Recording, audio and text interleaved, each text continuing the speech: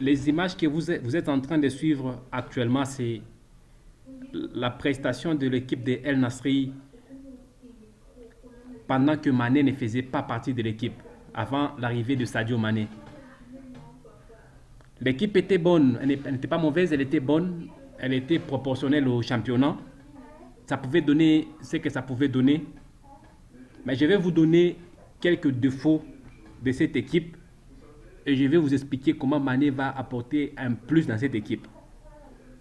Et je vais maintenant faire une analyse dans un de matchs dont Mané va devoir participer. Et je vais vous donner la différence entre les deux. Regardez bien l'équipe, regardez bien la prestation de l'équipe. Vous allez vous rendre compte que chaque joueur est presque seul. Chacun donne le meilleur de lui. Chacun joue selon qu'il joue. Et chacun prouve donne ses compétences personnelles et il n'y a aucune cohésion. Ça, c'est un. La vraie question, c'est pourquoi il n'y a pas de cohésion. Parce qu'il n'y a pas de meneur de jeu. Personne ne crée le jeu. Personne n'ouvre le jeu.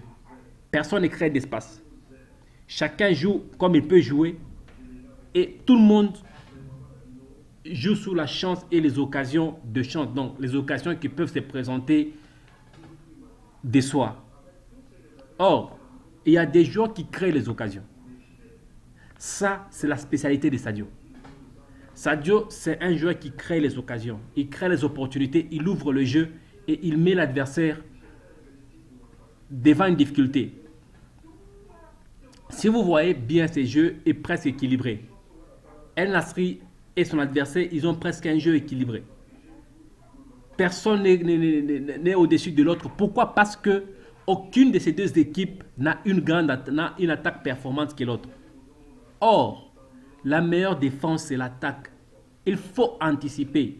Il faut mettre l'adversaire devant une difficulté telle qu'il n'a pas le temps d'attaquer. Il est obligé de défendre. Alors, lorsqu'il défend plus au lieu d'attaquer, vous avez le monopole d'ouvrir votre jeu. Et là, c'est là où Mané va intervenir. Il sera celui qu'on va devoir utiliser pour mettre l'adversaire en difficulté, pousser l'adversaire à ne pas beaucoup trop attaquer, à ne pas s'exposer. Et si l'adversaire a peur d'un joueur de l'autre côté, il évite de s'exposer. Et en ce moment-là, il ouvre beaucoup plus l'espace des jeux pour l'adversaire. Et là, c'est la spécialité de Sadio. Sadio sait comment mettre les défenseurs adverses en difficulté. Ils ne savent plus relancer, ils ne savent plus attaquer, ils ne savent plus s'exposer. Et ils sont obligés de défendre ou soit de se mettre à 3 contre lui, 2 ou 3 contre lui. Et lorsqu'ils se mettent 2 ou 3 contre lui, les autres ont de l'espace de jeu. Regardez Cristiano Ronaldo. Il n'a personne qui l'ouvre le jeu. Il n'a personne qui lui donne le ballon. Il n'a personne qui lui donne de ballon qu'il faut. Il est presque seul. Il se bat. Il joue sur la chance, les opportunités qui se présentent par chance. Or, dans le football, il faut créer les occasions. Il faut ouvrir l'espace des jeux. Regardez comment Sadio joue avec Firmino Salah à Liverpool. Il pouvait s'exposer, donc il pouvait venir avec le ballon et les défenseurs ne savent pas comment ça va se passer. Parce qu'en 1 contre 1, Mané est supérieur. Ils peuvent se dire si on le laisse seul contre l'autre adversaire, il va l'éliminer et on sera exposé.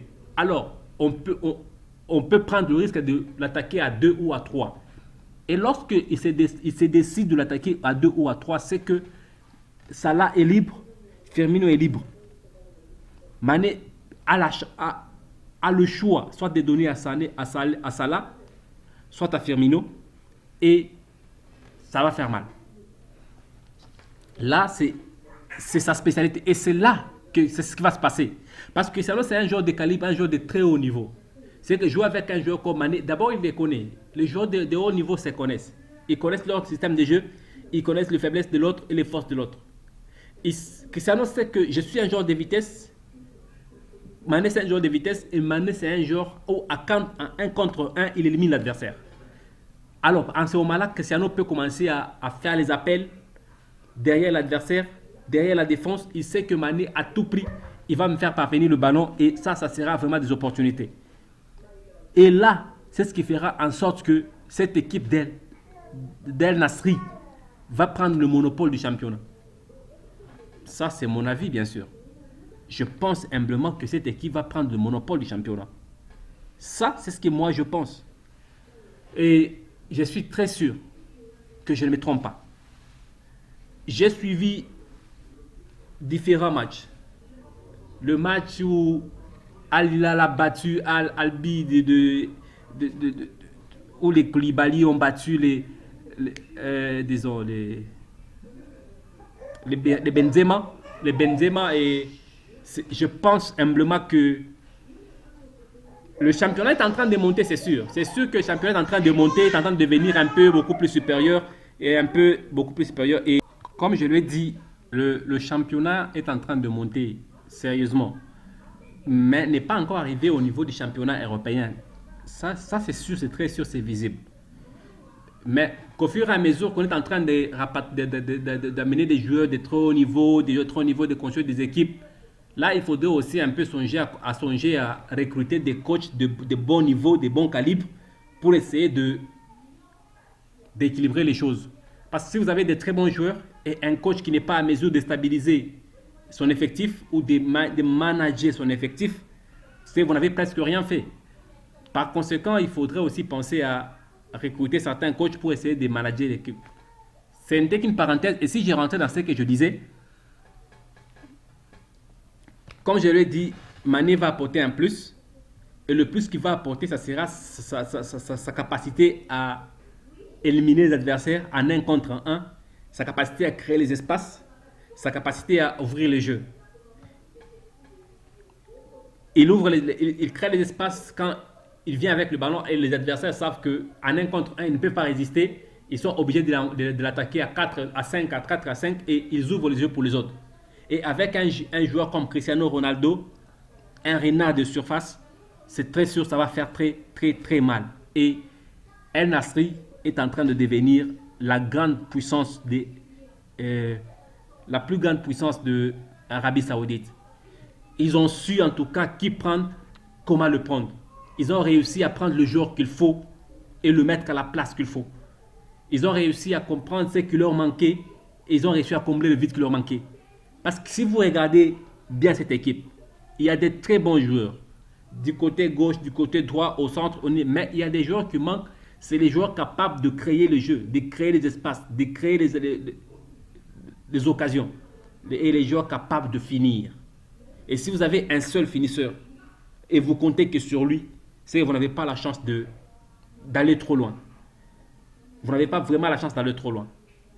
Et si vous pouvez avoir 2 finisseurs et l'un des finisseurs est à mesure de créer le jeu, d'organiser le jeu, et comme Mané le faisait et comme il a toujours su le faire, je suis très sûr que El Nasri va devenir la meilleure équipe d'Arabie Saoudite et avoir beaucoup plus d'audience au niveau international. Beaucoup de gens vont vouloir suivre et le championnat aura un autre niveau. Et vous voyez la Champions League, je retourne un peu une parenthèse. Le ballon d'or européen a plus d'ampleur que les autres ballons d'or. Or, ce sont des ballons d'or de chaque continent. Mais je suis sûr que lorsque le jeu ou les équipes auront un très bon niveau, il y aura des bons joueurs, des bons coachs, des bons coachings, et aussi le championnat aura une certaine rivalité. Je suis très sûr que leurs trophées auront aussi beaucoup plus de valeur que comme c'est le cas en Europe. Et ça, c'est mon avis et je le partage. Je sais que Mané va apporter le plus, va apporter un plus. Il va devoir faire de cette équipe une grande équipe. Et là aussi, c'est mon avis et je le partage. Ça a été mon avis et je l'ai partagé. Merci et à bientôt.